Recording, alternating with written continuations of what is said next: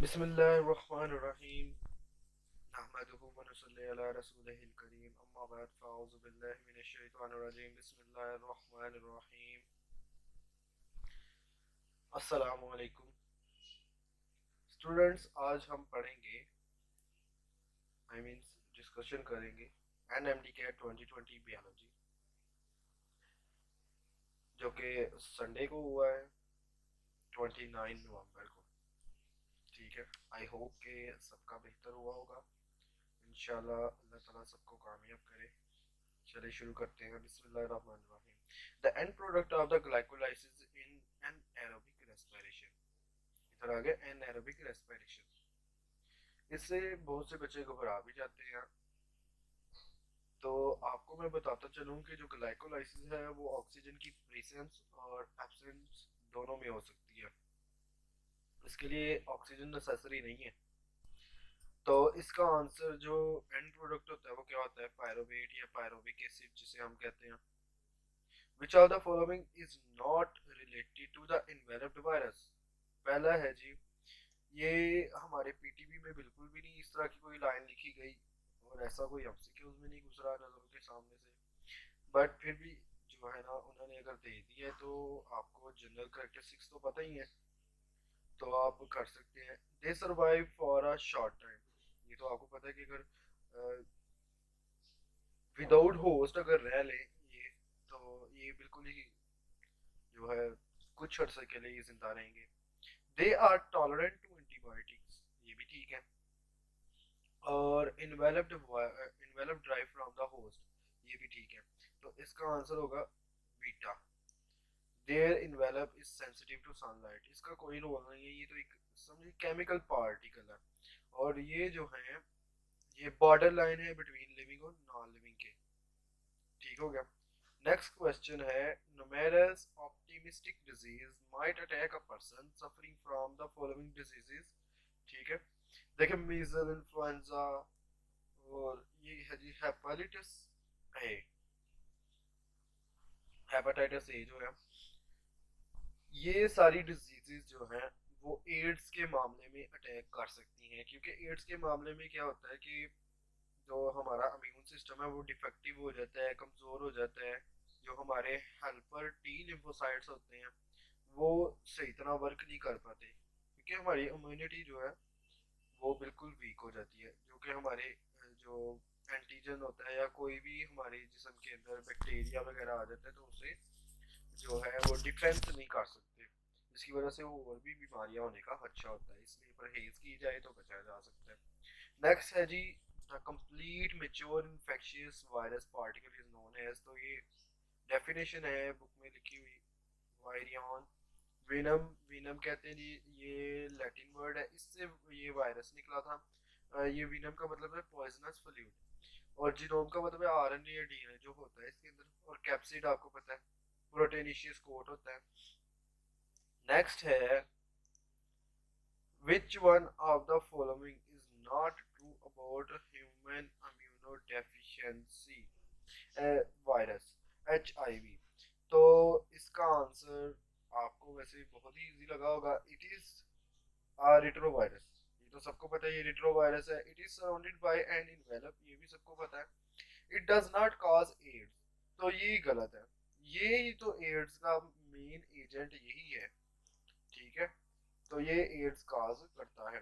Select a method which cause the coagulation of the chemicals constituent of the bacterial cell. तो ये है जी dry heat.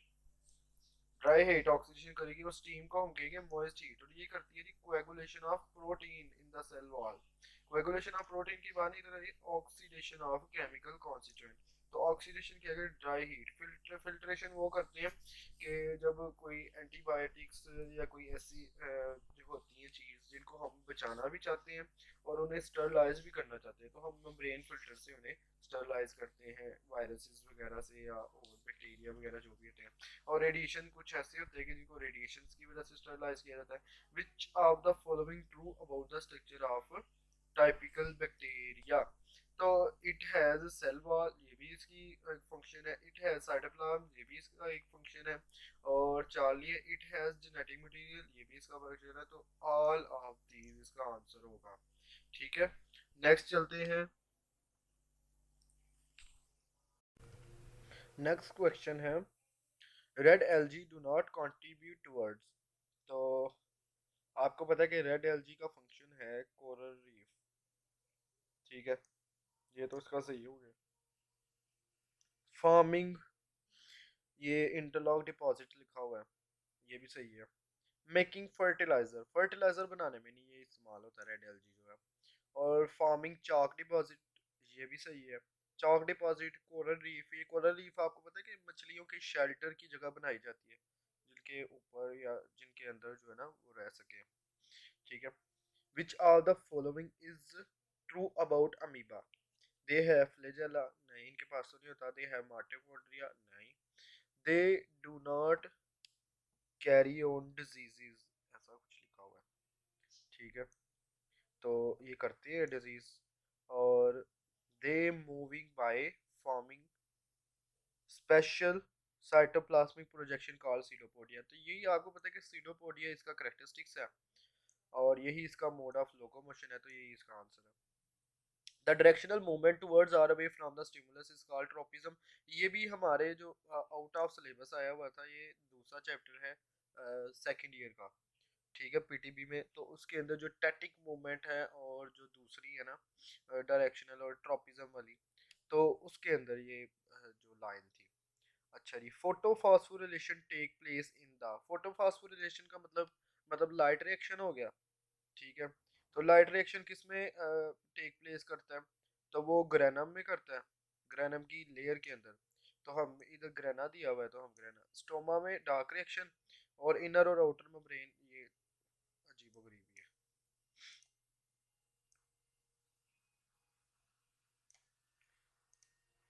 Select N amniotic from the following. ठीक है, तो snake, parrot, ये kingdom Animalia से लिया गया। स्नेक, पैरट और क्रोकोडाइल जो होते हैं ना, ये एमनियोट होते हैं। और जो फ्रॉग होता है ना, ये एन एमनियोट होता है, बगैर एमनियोट। एमनियोटिक एक मेम्ब्रेन होती है जो कि प्लेसेंटा के गिर्द होती है, इसके अंदर एमनियोटिक फ्लूइड भी होता है। तो ये डेवलपमेंट जब हो रही होती है ना चाइल्ड की, तो तब ये बनती है। ठीक हो गया। In roots the apoplast pathway of the water disrupted when the water reaches. ठीक है, इसमें ये है कि जब रूट से वाटर जाता है ना, तो अंदर आता है जी एंडोडर्मिस। एंडोडर्मिस के अंदर होती है कैस्पेरियन स्ट्रिप्स। उन कैस्पेरियन स्ट्रिप्स की वजह से जो वाटर होता है ना, उसका पाथवे जो होता है ना डिसरप्ट हो जाता है इधर उधर। मतलब देखिए पानी जा रहा है या कोई नाली बनी हुई है, उसके अंदर अगर हम ईंट रख देंगे तो वो जारी बात है एक इस साइड से चला जाएगा एक इस साइड से जाएगा, तो दो रास्ते बन जाएंगे। तो ये इस एंडोडर्मिस के अंदर डिसरप्ट होता है। Regarding the regarding structure of the human heart, coded tendini are present in। तो ये वेंट्रिकल्स के अंदर होते हैं, जो कि हार्ट का नीचे वाला हिस्सा होता है। जो ऊपर वाले एट्रिया होते हैं, दो एट्रिया होते हैं, दो वेंट्रिकल। जो एट्रिया होते हैं वो छोटे होते हैं, वेंट्रिकल बड़े होते हैं। तो एट्रिया के अंदर ये बने होते हैं, इनके साथ ही पेपिलरी मसल्स अटैच होते हैं, जो कि अटैच होते हैं ये वेंट्रिकल की वॉल के साथ। ठीक है, ये दोनों जो एट्रिया और वेंट्रिकल होते हैं, उनके दरमियान में जो है ना रुकावट का काम करते हैं। मतलब ये इनके समझे कि एक फ्लैप सा बना होता है। ठीक है, जैसे हम देखते हैं कि गुब्बारा भरने के लिए पंप लेते हैं या टायर का पंप है, तो हम जब हवा भरते हैं, हवा जब भरते हैं तो हवा अंदर जाती है, लेकिन जब वापस आने लगते हैं तो उसके आगे एक लेयर आ जाती है। वो ये इन्हीं मसल्स की वजह से, या कोर्डेट टेंडिना है ना, इनकी वजह से जो है ना वो जो फ्लैप है ना वो दोबारा फिर रीअरेंज हो जाता है। और जो ब्लड एट्रिया के अंदर, वो वेंट्रिकल के अंदर आता है ना, तो वो फिर दोबारा एट्रिया के अंदर वापस नहीं जा सकता। क्योंकि अगर वापस एट्रिया के अंदर चले जाए तो जो नीचे एयोर्टा होती है या बॉडी सप्लाई होती है, वो कैसे जाएगा ब्लड? जब ऊपर से बंद होगा, एट्रिया कॉन्ट्रैक्ट होते हैं, जब वो वेंट्रिकल कॉन्ट्रैक्ट होते हैं, वेंट्रिकल कॉन्ट्रैक्ट होने के बाद तो फिर जब कॉन्ट्रैक्शन होगी नीचे जो ब्लड वेसल्स होती हैं, उनमें फिर ये ब्लड चले जाता है, तो ऊपर से ब्लॉकेज हो जाती है। तो ये इनका काम होता है। The only when in the human carry oxygenated blood. आपको पता है जो वेन्स होती हैं वो डीऑक्सीजनेटेड ब्लड कैरी करती हैं। ये ब्लड लेके जाती है टुवर्ड्स द हार्ट। जब टुवर्ड्स द हार्ट ब्लड लेके जाएंगी, तो जारी बात है ये डीऑक्सीजनेटेड ब्लड होगा इनके अंदर, वेन्स के अंदर। ठीक है। तो जो पुल्मोनरी वेन्स या पुल्मोनरी आर्टरी है ना, वो अपने रिस्पेक्टिव फंक्शन से एंटागोनिस्टिक हैं या अपने रिस्पेक्टिव फंक्शन से जो है ना अपोजिट काम सारा अंजाम देती है। जो कि पुल्मोनरी वेन जो है ये ऑक्सीजनेटेड ब्लड लेकर जाती है। ठीक है। नेक्स्ट। अच्छा, the one which play very important role in developing immunity. Immunity आपको पता है टी लिम्फोसाइट्स या बी लिम्फोसाइट से बनती है एंटीबॉडीज। तो जो सबसे ज्यादा इंपॉर्टेंट रोल है ना, वो लिम्फोसाइट्स का है कि ये लिम्फोसाइट्स प्ले करते हैं रोल इम्यूनिटी में। ठीक हो गया। बी लिम्फोसाइट्स खासकर जिससे वो बनती है antibodies. Which one of the following blood vessels have highest blood pressure. Pressure तो ये तो आपको पता है कि अयोर्टा जो है उसके अंदर हाईएस्ट ब्लड प्रेशर होता है। और उसके बाद जब आपको पता है कि वेन्स आती हैं, वेन्स में थोड़ा कम हो जाता है। उसके बाद कैपिलरीज आती हैं, कैपिलरीज में उससे कम हो जाता है। और कैपिलरीज से फिर आगे विन्यूल्स में जाके फिर बढ़ता है और फिर वेना के बाद ऐसे ही जो है ना ब्लड पहले डिक्रीज होता है फिर इंक्रीज हो जाता है ब्लड प्रेशर। ठीक है, नेक्स्ट क्वेश्चन की तरफ चलते हैं, ज़्यादा टाइम नहीं वेस्ट करना। ठीक है। ऑटो इम्यून रिस्पांस डिजीज, ये नम्स के अंदर भी आया हुआ था, बहुत ही प्यारा क्वेश्चन है। Auto immune diseases act at the principle of. तो इसका आंसर है सेल्फ अगेंस्ट सेल्फ, जो कि पीटीबी में नहीं लिखा गया, फेडरल बुक में लिखा गया हुआ है। तो इसका आंसर है जी सेल्फ अगेंस्ट सेल्फ। ठीक हो गया। आगे, in human heart the left atria receive. अब आपको पता है कि लेफ्ट साइड पे ब्लड हार्ट की होता है जी ऑक्सीजनेटेड ब्लड, राइट साइड पे होता है डीऑक्सीजनेटेड ब्लड। इसको कैसे याद रखते हैं कि देखो, जब लेफ्ट है वो नेगेटिव है तो ऑक्सीजनेटेड ब्लड है उसे पॉजिटिव रख लो। तो ये समझो कि अपोजिट जो है ना एंटागोनिस्टिक काम जो है ना वो हो रहे हैं इनके अंदर। जैसे लेफ्ट है तो उसके अंदर पॉजिटिव आएगा, राइट है तो उसके अंदर नेगेटिव आएगा। ठीक हो गया। ऐसे ही जब वो है लेफ्ट है तो उसके अंदर ऑक्सीजनेटेड आएगा, राइट है उसके अंदर डीऑक्सीजनेटेड आएगा। अब जब वेन्स की बात करते हैं तो वो तो लेके जाती है डीऑक्सीजनेटेड ब्लड। लेकिन अभी हमने प्रीवियस डिस्कस किया है कि जो पुल्मोनरी वेन्स होती हैं ना, वो उनके उल्टा चलती हैं या अपोजिट काम सर अंजाम देती हैं। ठीक है। तो इसमें अब ये डेल्टा आंसर बन रहा है, जो कि ऑक्सीजनेटेड ब्लड लेके जाती है लेफ्ट एट्रियम में। ठीक हो गया। एंटीबॉडीज आर मैन्युफैक्चर्ड इन, ये धोखा देने वाला लफ्ज लिखा हुआ है। ठीक है। देखो, इन इनकी बात आ गई है तो इन होगा रेड ब्लड सेल। अगर वो होता जी एंटीबॉडीज आर मैन्युफैक्चर्ड फ्रॉम, तो फिर हम लगाते बी लिम्फोसाइट, इससे बनती है। अब उन्होंने कहा इन किसके अंदर बनती है, तो फिर हम कहेंगे सिंपल रेड ब्लड सेल। इस वजह से जो है ना बहुत से बच्चों का हुआ होगा। ठीक है, और उन्होंने ये भी लगा दिया होगा।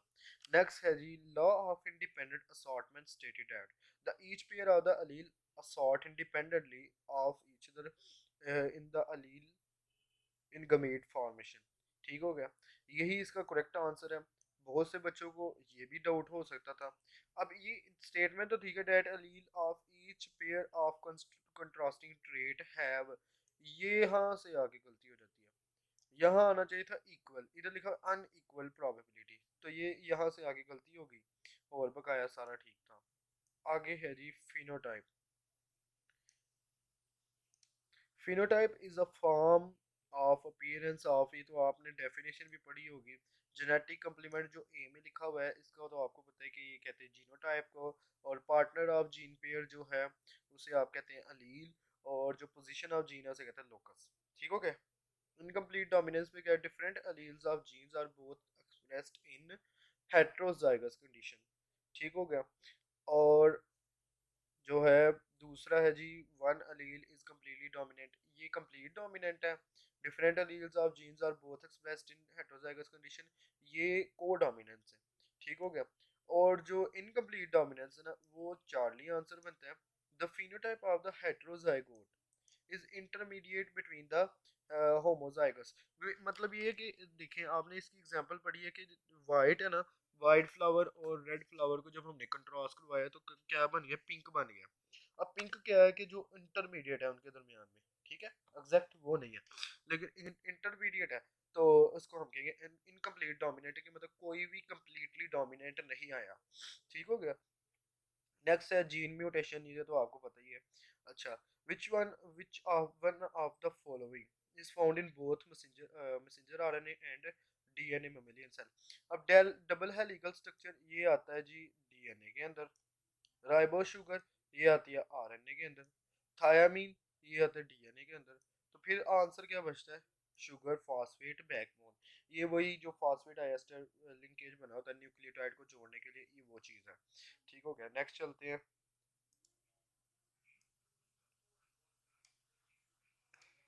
ये है जी, the cells in our body are all genetically identical apart from, कुछ सेल को छोड़ के बकाया जितने सेल हैं वो सारे। अब ये सोमेटिक सेल हैं, ये भी सेम होते हैं, मसल सेल्स ये भी सेम है, ये भी सेम है। जो रिप्रोडक्टिव सेल्स हैं ये आपको पता है, ये जर्म लाइन सेल होते हैं, ठीक है, तो इनके अंदर एन एन होता है, जो क्रोमोसोम्स होते हैं वो मिलके तो फिर क्या बनाते हैं, जाइगोट वगैरह। रिप्रोडक्टिव सेल्स जो है ना वो अलहदा होते हैं, स्पर्म या ओवन, ठीक है, आगे चलते हैं। नेक्स्ट,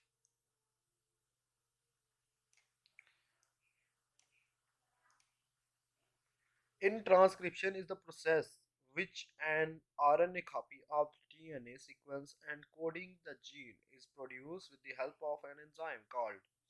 तो ये ट्रांसक्रिप्शन प्रोसेस आपको पता है कि रेप्लिकेशन के लिए डीएनए पॉलीमरेज और ट्रांसक्रिप्शन के लिए आरएनए पॉलीमरेज। आरएनए पॉलीमरेज जो है वो जो ह्यूमन के केस में जो होते हैं या मैमल्स के केस में तीन होते हैं, आरएनए पॉलीमरेज वन टू और थ्री, और बैक्टीरिया में एक ही होता है, ठीक हो गया। और डीएनए ट्रांसक्रिप्टेज, ये तो ये वाला ट्रांसक्रिप्शन में नहीं यूज होता, आरएनए पॉलीमरेज यूज होता है। और जो है आरएनए ट्रांसक्रिप्टेज ये भी नहीं यूज होता, आरएनए पॉलीमरेज ट्रांसक्रिप्शन में यूज होता है, और ये हम ट्रांसक्रिप्शन की बात कर रहे हैं, ठीक है। द पर्टिकुलर अरे of chromosome that an individual possess in is called its. तो पर्टिकुलर अरे ये आपकी बुक की लाइन है, पीटीबी में लिखी हुई है, तो ये है जी कैरियोटाइप, ठीक हो गया। Phenotype form and appearance, genotype genetic complement, और अलील आपको पता है कि पार्टनर ऑफ द जीन, ठीक हो गया। During meiosis the homologous chromosomes comes together and form pairs, this is called pairs। जब बनाते हैं तो ये आउट ऑफ सिलेबस आया हुआ था एमसीक्यूज, ठीक है, तो ये साइनेप्सिस होता है, लेकिन ये कि ये आउट ऑफ सिलेबस था, बहुत से लोगों को ये लिंकेज लगा होगा या पेयरिंग लगा होगा, ठीक है। तो क्रॉसिंग ओवर में तो आपको पता है कि वो होता है ओवरलैप होके, तो उनके सेगमेंट्स चेंज होते हैं, इसका कोई रोल नहीं, ठीक है। तो जो पेयरिंग है और लिंकेज है इसमें बहुत से लोगों ने इसको करेक्ट किया होगा, ठीक है, लेकिन ये है साइनाप्सिस, क्योंकि अब इसके बारे में पढ़ा ही नहीं था, पहले पढ़ा था कुछ कुछ, लेकिन फिर जैसे ही सिलेबस चेंज हुआ तो नहीं था पढ़ा, बस ये इनके ये आउट ऑफ सिलेबस आ गया। Okay, at what phase the DNA content of the cell is double. तो इसका आपको पता है कि जो हमने सेल फेजेस पढ़ी थी, इंटरफेज में थी सिंथेसिस फेज, सिंथेसिस फेज में रेप्लिकेशन हो रही थी, ठीक है, डीएनए की। तो जो रेप्लिकेशन है, रेप्लिकेशन सारी बात है, उसका डीएनए कंटेंट ही बढ़ रहा है ना। नेक्स्ट चलते हैं। Which statement correctly describes the transcription of the DNA, ठीक है। It produce amino acid, amino acid तो तब बनेंगे जब ट्रांसक्रिप्शन हो जाएगी, उसके बाद अमाइनो एसिड बनेंगे ट्रांसलेशन के नतीजे में, ठीक है। तो इट प्रोड्यूस मैसेंजर आरएनए, ये हम कह सकते हैं। It result in increase in DNA synthesis, increase in DNA synthesis तो नहीं हो सकता, क्योंकि ये तो ट्रांसक्रिप्शन हो रही है, ट्रांसक्रिप्शन में तो आरएनए बनेगा, डीएनए सिंथेसिस इंक्रीज कैसे होगी। और it is semi conservative model या प्रोसेस, तो ये भी उसका है, डीएनए का है ना कि आरएनए का, ठीक हो गया। It produce messenger RNA. अच्छा जी, which theory says that mitochondria and chloroplast is in effect ancient bacteria which now live inside the larger cells। तो इसका आपने पढ़ा होगा कि एवोल्यूशन वाले चैप्टर में एंडोसिम्बायोट थ्योरी थी, जिसके अंदर कह रहे थे कि एन एरोबिक जो बैक्टीरिया है वो जब अमीबा को इंजेस्ट करेगा और उसे डाइजेस्ट करने की बजाय उसे अगर इंस्टेड उसे रख ले वैसे ही, तो उसने क्या किया कि वो एरोबिक रेस्पिरेशन शुरू कर दी, और वो जो अमीबा था वो उसका माइटोकॉन्ड्रिया में तब्दील हो गया। फिर उसने जब स्पायरोचीट की बात की, स्पायरोचीट उसने इनगल्फ किया, तो उसके अंदर फ्लैजेला बन गया, और ऐसे ही जो है ना ये जो बैक्टीरिया जो है ना इसके अंदर इवॉल्व हुआ था। ठीक हो गया। आगे the organs which are similar in function but differ in structure. अब इसकी क्या है, डिफर इन स्ट्रक्चर, आपने ये इस तरह की कोई स्टेटमेंट आएगा ना तो स्ट्रक्चर में देखना है। डिफर इन स्ट्रक्चर है, तो डिफर इन स्ट्रक्चर हमने जैसे अलील्स में पढ़ते थे कि जो सेम अलील होंगी उसे हम कहेंगे होमोजाइगस या होमोलोगस, तो जो दूसरी होंगी डिफरेंट होंगी उसे हम कहेंगे हेटेरोजाइगस। ठीक हो गया।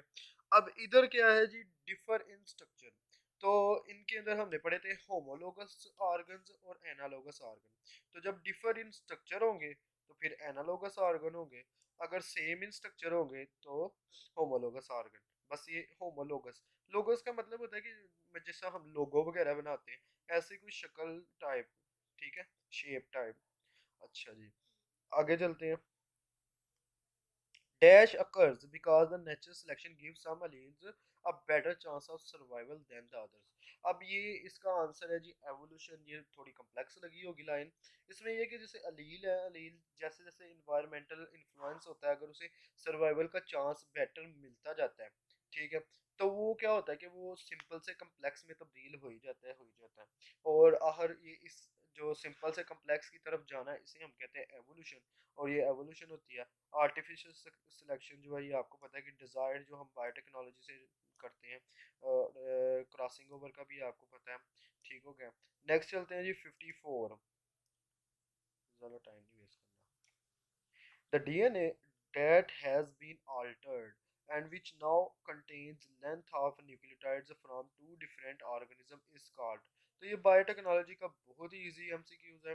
तो इसका है जी रिकम्बिनेंट डीएनए। कंबाइंड डीएनए कोई नहीं था पढ़ा हमने, ये पढ़ा था जी कम्प्लीमेंट्री डीएनए। ठीक हो गया। वो रिवर्स ट्रांसक्रिप्शन की मदद से बनता था, और प्लास्मिड वेक्टर है, और वेक्टर वेक्टर वैसे ही लिख दिया हुआ है। तो इसका आंसर था रिकम्बिनेंट डीएनए। नेक्स्ट चलते हैं। तो 55 इसका है जी the method for the rapid production of very large number of the DNA particular fragments. तो इसका है जी पीसीआर। पीसीआर आपको पता millions of the copies of DNA बना सकते हैं। जेल इलेक्ट्रोफोरेसिस, इसका एक एमसीक्यूज आता है जो कि बड़ा इंपॉर्टेंट है।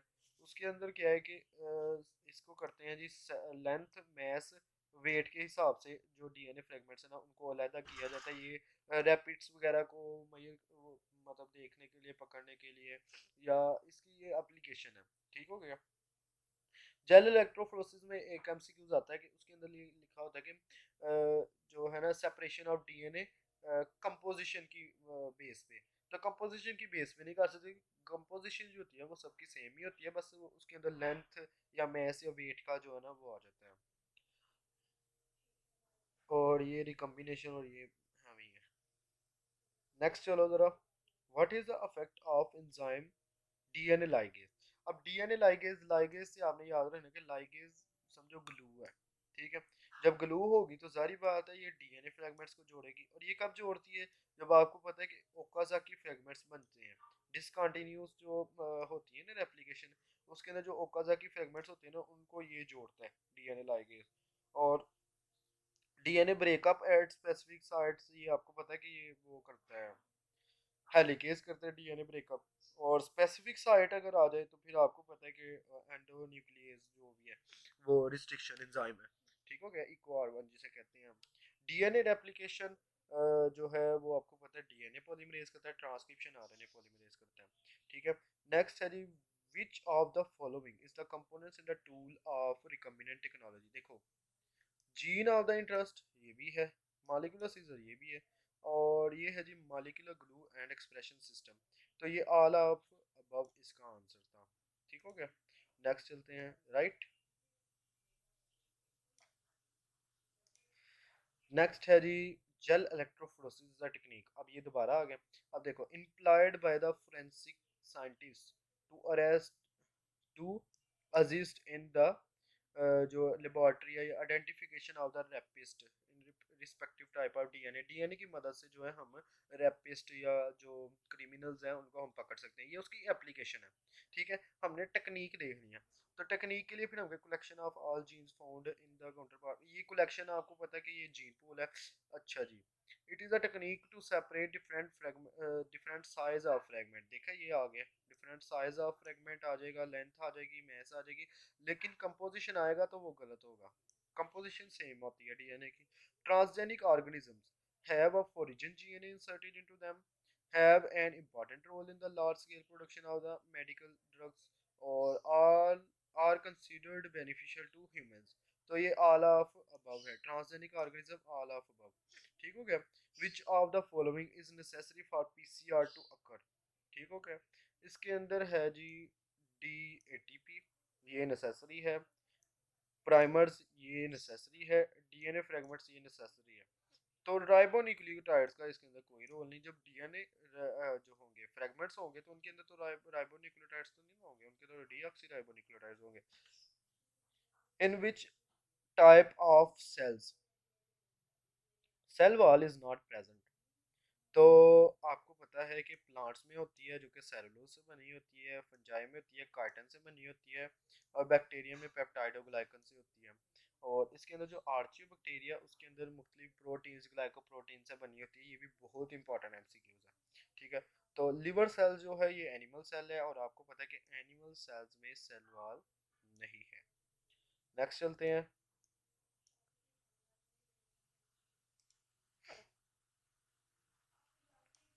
70s size ribosome are found in the cells of, देखें एल्गी जो है इन्हें हम कहते हैं प्लांट लाइक प्रोटिस्ट। ठीक है। फंजाई फंजाई आपको पता है इनके अंदर भी जो यूक्रियाटिक होते हैं ये भी। ठीक है। और प्रोटोजोआ ये एनिमल लाइक प्रोटिस्ट। अब ये भी यूक्रियाटिक है, ये भी यूक्रियाटिक है, और ये भी यूक्रियाटिक है। 70s जो होते हैं ये प्रोकैरियोट्स में होते हैं। तो फिर हमारे पास प्रोकैरियोट कौन सा बचा है? Bacteria. According to fluid mosaic model of the cell membrane, which is embedded inside। तो देखें हाइड्रोफोबिक जो होता है इसे कहते हैं हम वाटर हेटेड, और जो हाइड्रोफिलिक होता है वाटर लवर, और ग्लोबुलर और ये फिलामेंटस ये वैसे उन्होंने एमसीक्यूज बढ़ाने के लिए वैसे लिख दिया। ठीक है। तो जो इनसाइड पे जो होता है ना एम्बेडेड वो होता है हाइड्रोफोबिक, और हाइड्रोफिलिक बाहर की तरफ होता है। नेक्स्ट चलते हैं।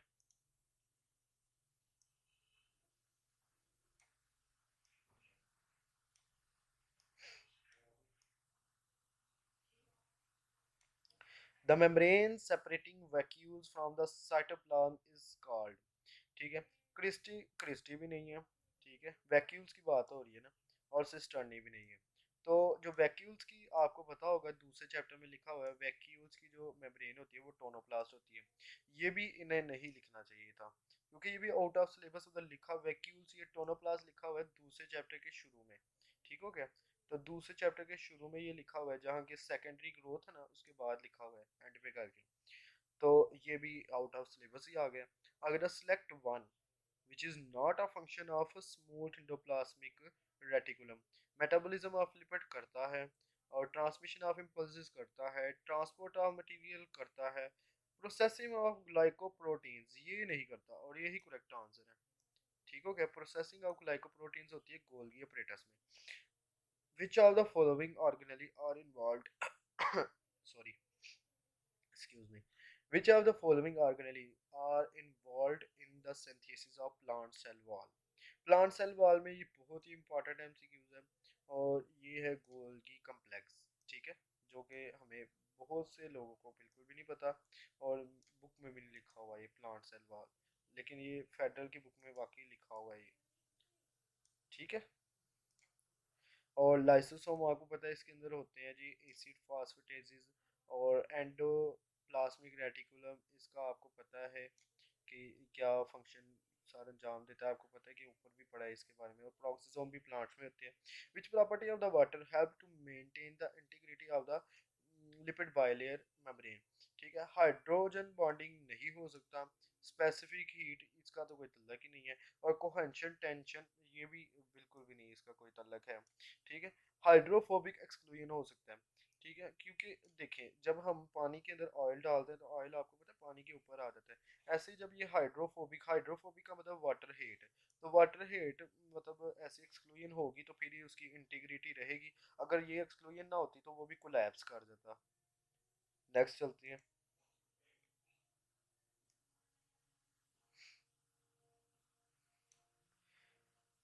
विच are the following water act as a universal solvent because of heat of vaporization, ये तो वैसे ही एक अलग चीज़ है। हाइड्रोजन बॉन्डिंग, ये भी कोई नहीं। हाई पोलैरिटी आपको पता है कि हाई पोलैरिटी की वजह से ये क्या करता है कि बहुत सी चीज़ों को डिजॉल्व कर लेता है, इसलिए हम इसे यूनिवर्सल सॉल्वेंट कहते हैं कि बहुत सी चीज़ों को डिजॉल्व कर लेता है। इसके अंदर जो आपको पता मैकेनिज्म होता है लाइक डिजॉल्व लाइक, ठीक हो गया। तो इसके अंदर ये लाइक डिसॉल्व लाइक मैकेनिज्म होता है, इसलिए ये हाई पोलैरिटी की वजह से इसे यूनिवर्सल सॉल्वेंट कहा जाता है। आगे है जी lipid store double amount of energy as compare to the carbohydrate because of. ठीक है, तो इसका है ये बुक की लाइन है high proportion of C H bond. इसके अंदर आता है कि एनर्जी रिच जो कंपाउंड है वो लिपिड है, और एनर्जी एफिशिएंट जो कंपाउंड है ना वो कार्बोहाइड्रेट्स होते हैं, कि मतलब हमें राउंड क्लॉक बहुत जल्दी एनर्जी चाहिए तो वो ग्लूकोज टूटेगा और हमें एटीपी मिलेगी। जो एनर्जी रिच कंपाउंड होते हैं ना वो लिपिड्स होते हैं। ये याद रखिएगा, ये भी बड़ा इंपॉर्टेंट एमसीक्यूज है। Which of the following is an unsaturated fatty acid? Palmitic acid, butyric acid और एसिटिक एसिड ये सारे सैचुरेटेड है। ओलिक एसिड रह जाता है जो कि ये दूसरे चैप्टर में है, और आपको पता है कि इसके कार्बन नंबर 9 और कार्बन नंबर 10 के दरमियान डबल बॉन्ड होता है, राइट। तो इस वजह से जो है इसे हम कहते हैं अनसैचुरेटेड। मोनोसैकेराइड्स है वह जनरल फार्मूला रिप्रेजेंटेड बाय, ये आपको पता होना चाहिए, ए वाला है CnH2O इनटू N। ये आप बुक में भी लिखा हुआ है, ठीक हो गया डायरेक्ट। नेक्स्ट चलते हैं।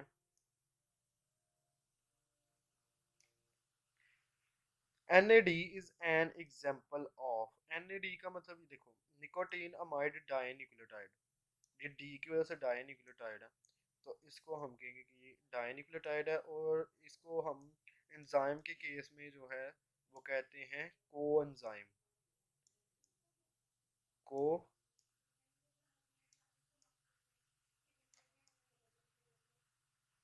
एंजाइम,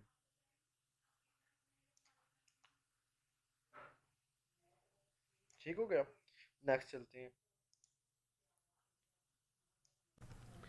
जी। नेक्स्ट क्वेश्चन है lock and key model for the enzyme action proposed by the Emil Fischer stated that. अब इसके अंदर जो है पहला पहला इसका आंसर है ए वाला। ठीक है, enzyme are unbiased for the substrate. Unbiased मतलब ये है कि ये अपने आप को मॉडिफाई नहीं करेगा। ठीक है, रिजिड स्ट्रक्चर है, और यही इसका आंसर है और यही उसकी स्टेटमेंट थी। बस इधर उन्होंने अनबाइस्ड दे दिया, इसकी वजह से थोड़े बच्चे कंफ्यूज हुए होंगे। ठीक है, और enzyme can modify their for the modified their active site जो है, तो ये उसका है जो कि कोचलैंड ने दिया था induce fit model of enzyme, उसका ये पास्टुलेट है। और एंजाइम आर कैटलाइज्ड या restricted to one type of reaction, ये वगैरह ये कोई नहीं है। ठीक है, आगे जी most of the enzyme have an optimum temperature of round. ठीक है, तो आपको पता है कि जब ह्यूमन की बात करें तो उसका जो अप्रोक्सीमेट टेम्परेचर है वो कितना है, 37 डिग्री। ठीक हो गया, 37। ये तो इसके नज़दीक जो है वो है 40 डिग्री तक, 40 डिग्री सेल्सियस तक जो है एंजाइम वो वर्क कर सकते हैं। ठीक है, तो ये इनका मैक्सिमम मैक्सिमम ऑप्टिमम टेम्परेचर जो है वो 40 डिग्री है। Enzyme work by lowering the dash of the reaction. आपको पता है कि आपने बायो में भी पढ़ा है, केमिस्ट्री में भी पढ़ा है कि ये एंजाइम्स जो होते हैं ये एक्टिवेशन एनर्जी को लोअर करते हैं और फिर रिएक्शन को आगे बढ़ाते हैं। ठीक है, हीट कैपेसिटी और पोटेंशियल एनर्जी ये सारे डिफरेंट रिस्पेक्ट्स हैं। अच्छा, आगे क्या first stable compound during the Calvin cycle is formed. तो फर्स्ट स्टेबल कंपाउंड पहले तो बनता है इमीडिएटली, बनता है जी अनस्टेबल कंपाउंड, और वो उसी दौरान ही एकदम तब्दील होकर स्टेबल कंपाउंड बन जाता है 3 फास्फोग्लिसरेट। जो अनस्टेबल कंपाउंड होता है वो 6 कार्बन होता है, ये 3 फास्फोग्लिसरेट 3 कार्बन वाला बन जाता है। ठीक हो गया। तो ग्लाइसरल्डिहाइड 3 फास्फेट यू नो कि ये इसका जो प्रोडक्ट बनता है वो होता है जो कि हमें मिलता है ग्लूकोज की शक्ल में। वो जब तब बनेगा जब 2 केल्विन साइकिल होंगी तो ग्लूकोज की शक्ल में मिलेगा। वैसे ही इसे हम कहते हैं ट्रायोज बनती है। ठीक है। और जो 1,3 बिस फास्फोग्लिसरेट है, ये 3 फास्फोग्लिसरेट के अंदर 6 मालिक्यूल होते हैं। 3 फास्फोग्लिसरेट इसके अंदर 6 एटीपी आती हैं, और ये 1,3 बिस फास्फोग्लिसरेट के 6 मालिक्यूल बनते हैं। और राइबोलोज बिस फास्फेट ये रीजनरेशन फेज में जो केल्विन साइकिल की उसके अंदर बनते हैं। नेक्स्ट चलते हैं जी, what is the function of ribulose. ठीक है। राइबोलोज का क्या फंक्शन है, तो ये राइबोलोज आपको पता है कि ये फोटोसिंथेसिस में इंटरमीडिएट होता है। ये जो चैप्टर नंबर 11 है उसके अंदर से लिया गया। ठीक है। और कंपोनेंट ऑफ डीएनए और आरएनए ये भी नहीं हो सकता। इंटरमीडिएट इन सेलुलर रेस्पिरेशन ये भी नहीं हो सकता। और रेस्पिरेटरी फ्यूल ये भी नहीं है। ये इंटरमीडिएट इन फोटोसिंथेसिस होते हैं राइबोलोज, आपको पता है। नेक्स्ट है, which of the following processes does not need pyruvic acid as activation, या आगे लफ्ज मिस है। ठीक हो गया। इसका आंसर था, जैसे देखें, अल्कोहलिक फर्मेंटेशन है इसके अंदर तो पायरोविक एसिड यूज होता है। एरोबिक रेस्पिरेशन है इसके अंदर भी यूज होता है, आपको पता है। लैक्टिक एसिड है फर्मेंटेशन है इसके अंदर भी आपको पता है कि जो पायरोविक एसिड है उसके अंदर जब हम डालते हैं NaDH2 तो NAD में तब्दील होके तो जो लैक्टिक एसिड बन जाता है। ऐसे ही जो केल्विन साइकिल है, केल्विन साइकिल में आपको पता है कि हमें 3 GP मिलती है। ठीक हो गया। या G3P ग्लाइसरल्डिहाइड 3 फास्फेट। ठीक है। और वही इसका प्रोडक्ट होता है, तो इसके अंदर जो है ना पायरोविक एसिड नॉट नीड। ठीक हो गया। नेक्स्ट चलते हैं। नेक्स्ट है, which of the following is a copper containing protein in electron transport chain. तो ये प्लास्टोसायनिन है, चार्ली। ठीक हो गया। पीसी से इसे जाहिर किया जाता है, और सी से ही कॉपर बनता है, और सी से ही प्लास्टोसायनिन, ये सायनिन जो है सी से ही है। और ये भी एमसीक्यूज आता है कि विच of the following protein is most common in bacteria and human. तो ये है जी, ये साइटोक्रोम सी। ये बहुत ही इंपॉर्टेंट एमसीक्यूज है, ये भी आ सकते हैं आपको।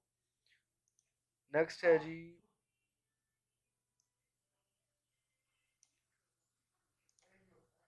इन electron transport chain ATP synthesis take place from. देखिए प्राइमरी इलेक्ट्रॉन एक्सेप्टर जो होता है फोटो सिस्टम 2 का, टू प्लास्टोकवनीन, यहाँ तो एटीपी नहीं बनती। ठीक है।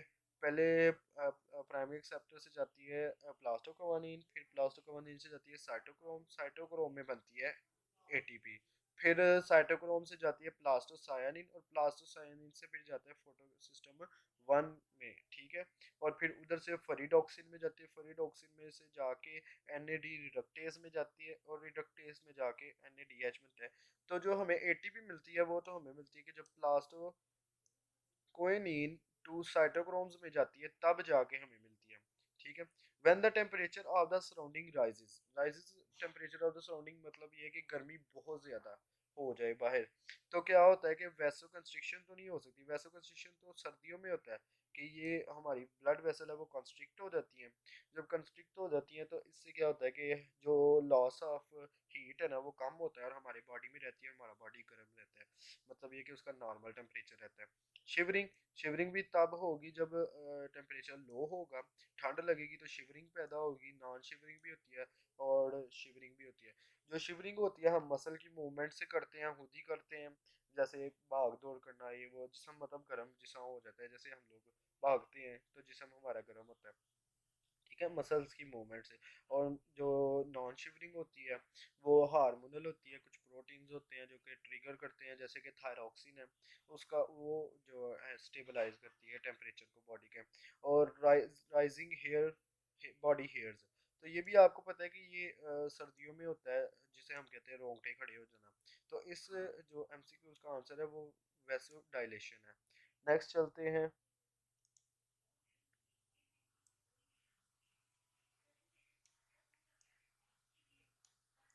तो ये जो है ना,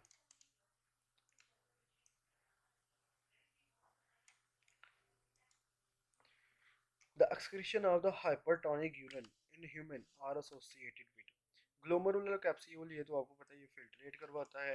प्रॉक्सिमल कन्वोल्यूटेड ट्यूब्यूल और लूप ऑफ हेनले, आपको पता है असेंडिंग लूप ऑफ हेनले में सोडियम जो है वो रिलीज होता है, और सोडियम की अपटेक होती है एल्डोस्टेरॉन की मदद से, और जो हाइड्रोजन है वो रिलीज होता है जो कि पीएच को मेंटेन करता है ब्लड की, कि ज़्यादा गर्म ना हो या अल्कलाइन ना हो। ठीक है। और डिस्टल कन्वोल्यूटेड ट्यूब्यूल में वाटरी एब्जॉर्प्शन होती है एडीएच की मौजूदगी में, तो एडीएच की मदद से। तो इसका आंसर है जी बीटा वाला, प्रॉक्सिमल कन्वोल्यूटेड ट्यूब्यूल, ये इसका आंसर है जो कि कंसंट्रेटेड यूरिन में मदद करता है। नेक्स्ट है, पहले मैं इसे करेक्ट कर लूँ, ठीक हो गया। नेक्स्ट है जी, in human the temperature regulation control centre is located in, temperature regulation control centre या थर्मोस्टेट ऑफ बॉडी, आपको पता है कि किसको कहते हैं, हाइपोथैलेमस को। तो हाइपोथैलेमस ना तो किडनी में होता है, ना लंग्स में, ना लिवर में, बहुत ही इजी एमसीक्यू होता है, ब्रेन में होता है। ठीक हो गया,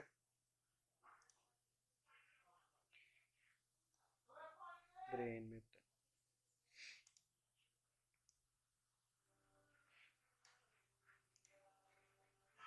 ब्रेन। नेक्स्ट है an excretory organ liver detoxification many chemicals produce ammonia from the excretion by the kidney, or produce the urea and uric acid from the nitrogen of the amino acid। तो इसका answer है जी all of above. ये सारा ये भी liver का काम जो लिखा गया है चैप्टर नंबर फर्स्ट में, जो कि सेकेंड ईयर का चैप्टर फर्स्ट है। वैसे तो वो बनता है चैप्टर नंबर 15। ठीक है, जो सेकंड ईयर की बुक में जो चैप्टर फर्स्ट है ना, उसके अंदर लिवर के अंदर ये सारी चीज़ें लिखी हुई हैं। The active Uptake of sodium, इसकी बात हम कह रहे थे, जो असेंडिंग लूप ऑफ हेनले में होते हैं, ये एल्डोस्टेरॉन की मदद से होता है, ये भी नब्ज में भी आया हुआ था ये क्वेश्चन। नेक्स्ट है which of the following muscles are considered as a voluntary muscles. Voluntary muscles कौन से हैं, आपको पता है कि जो हमारे अंडर कॉन्शियस है, अंडर कंट्रोल है, स्केलेटल मसल इन्हें कहते हैं। स्मूथ मसल्स जो होते हैं और कार्डियक मसल्स हैं, ये हमारे वोलेंट्री नहीं है, ये हार्ट में होते हैं। और स्मूथ मसल ये विसरा में होते हैं, मतलब ये कि जो हमारे अंदरूनी जो हमारी एलिमेंट्री केनाल है, या जो भी हमारी जो इंटेस्टाइन्स है उनके अंदर जो मसल्स होते हैं ये वो है। नेक्स्ट चलते हैं जी 87, which one of the following are myogenic types of muscles. Myogenic types of muscles, इसके अंदर बहुत से बच्चों को मतलब परेशानी आई होगी, क्योंकि ये हमारी बुक में भी नहीं लिखा हुआ। हमारी बुक में सिंपल जो पीटीबी है सेकेंड ईयर की, उसके अंदर कार्डियक मसल या स्केलेटल मसल या स्मूथ मसल की डेफिनेशन या उनकी जो है डिफ्रेंसिएशन बताई गई है, ये मायोजेनिक टाइप नहीं बताया गया। तो मायोजेनिक टाइप से ऐसे अंदाज़ा लगा सकते हैं कि जैसे हम हार्ट की जब पढ़ते हैं तीन लेयर्स हैं, एक है जी मायोकार्डियम, पेरिकार्डियम और एंडोकार्डियम। ठीक हो गया। तो इनके अंदर ये जो मायोकार्डियम है उससे अंदाज़ा लगा सकते हैं कि इसके अंदर जो है वो मायोजेनिक टाइप ऑफ मसल्स मौजूद होते हैं। और स्केलेटल मसल और स्मूथ मसल्स ये आप पहले भी डिस्कस कर चुके हैं। What do we call the cell surface of the membrane of the muscle fibre. तो सेल सरफेस जिसे कहते हैं कि जो सेल मेम्ब्रेन है वो सार्कोलिमा है मसल फाइबर की। प्लाज्मा मेम्ब्रेन आपको पता है सेल की जनरल जो मेम्ब्रेन है उसे प्लाज्मा मेम्ब्रेन कहते हैं। और एक्सोलिमा आपको पता है कि एक्सॉन्स की जो मेम्ब्रेन होती है उसे कहते हैं, या न्यूरॉन की मेम्ब्रेन को एक्सोलिमा कहते हैं। सार्कोप्लाज्म जो है ये मसल का फ्लूइड होता है साइटोप्लाज्म की तरफ, साइटोप्लाज्म की तरह। और मायोफिब्रिल आपको पता है कि मसल का एक कंटेंट है। Which one of the following neurotransmitter function as both neurotransmitter and hormone. अब इसके अंदर decreasing over reception of pain, इसके अंदर जो है बच्चों को ये गलती लगी होगी कि जो न्यूरोट्रांसमीटर एंड हार्मोन्स, ठीक है, ये एंडो जो एपिनेफ्रिन है ये भी यही काम सर अंजाम देता है।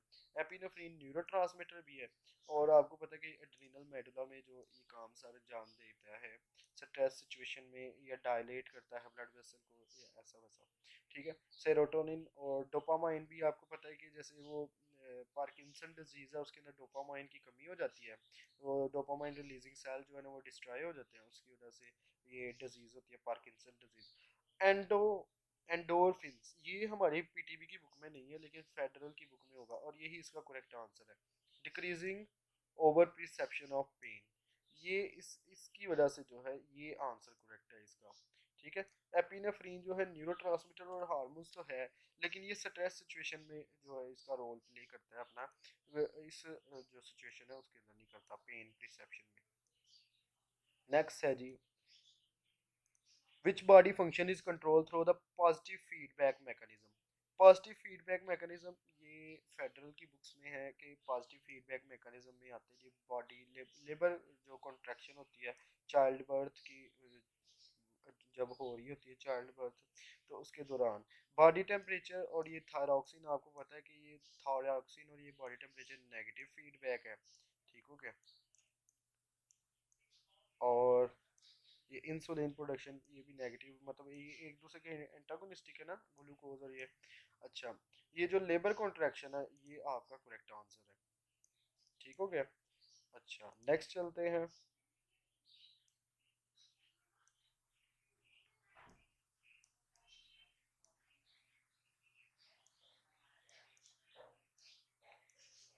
Next, which one of the following common in all neurons?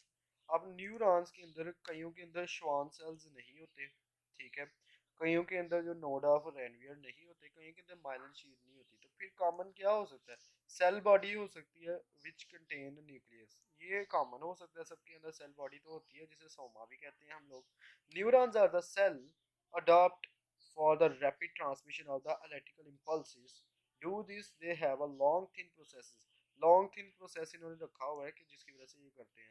तो लॉन्ग थिन प्रोसेस की वजह से हम कहते हैं कि ये एक्सॉन है जिसकी वजह से ये कम। डेंड्राइट्स होते हैं तो लॉन्ग भी होते हैं कहीं, लेकिन ये ज़्यादा होते हैं, आपको पता है कि तादाद में ज़्यादा होते हैं।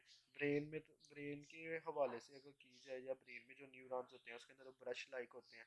जो भी लॉन्ग थिन प्रोसेसेस जो हैं वो हम एक्सॉन्स को कहेंगे जो कि ट्रांसमिशन करवाते हैं। और श्वान सेल या माइलिन शीट ये भी एक्सॉन के ऊपर होते हैं, लेकिन कई एक्सॉन्स ऐसे होते हैं जिनके अंदर माइलिन शीट नहीं होती। तो मोस्ट अप्रोप्रिएट आंसर जो है ना वो एक्सॉन है। A dash is a junction between the two neurons. Junction between the two neurons आपको पता है ये बुक की लाइन है, साइनैप्स है। और नेक्स्ट,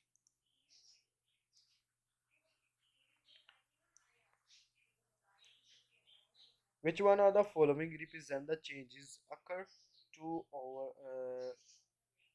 over the ovary?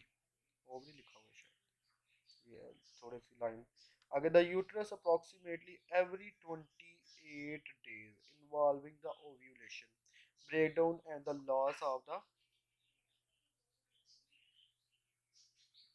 ये पता नहीं क्या लिखा हुआ है, ऑफ द यूट्रस। ठीक हो गया। ये 28 days जो है इससे हमें अप्रोक्सीमेट पता लगता है कि जो मेंस्ट्रुअल साइकिल है वो 28 डे की होती है, और यही इसका आंसर हो सकता है। एम्ब्रियो फॉर्मेशन तो आपको पता है कि 3 मंथ का हो तो उसे फीटस कहते हैं। वैसे जो एम्ब्रियो फॉर्मेशन है उसका कोई रोल नहीं है, ये 28 डेज वाला कोई चक्कर नहीं।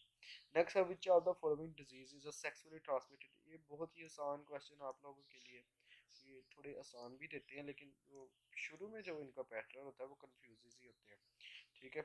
नेक्स्ट है जी, which of the following hormone of the pituitary gland regulate the menstrual cycle?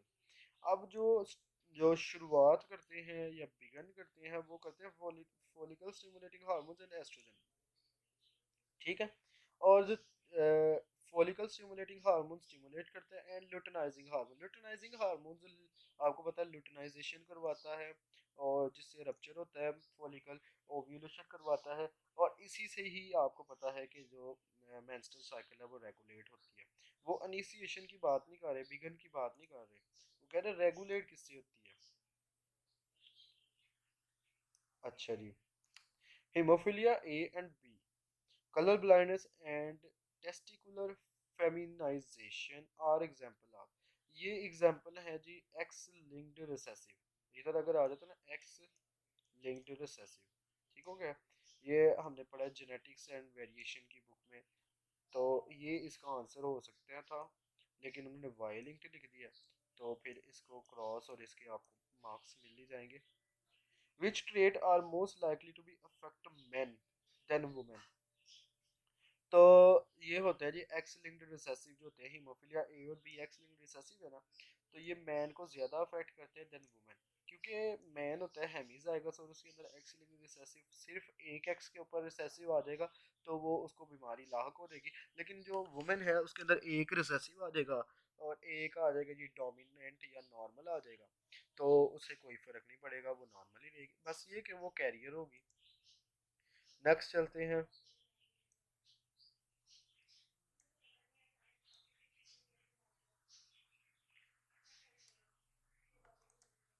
Next है जी dash alleles both have an affect on the phenotype of the heterozygous organism.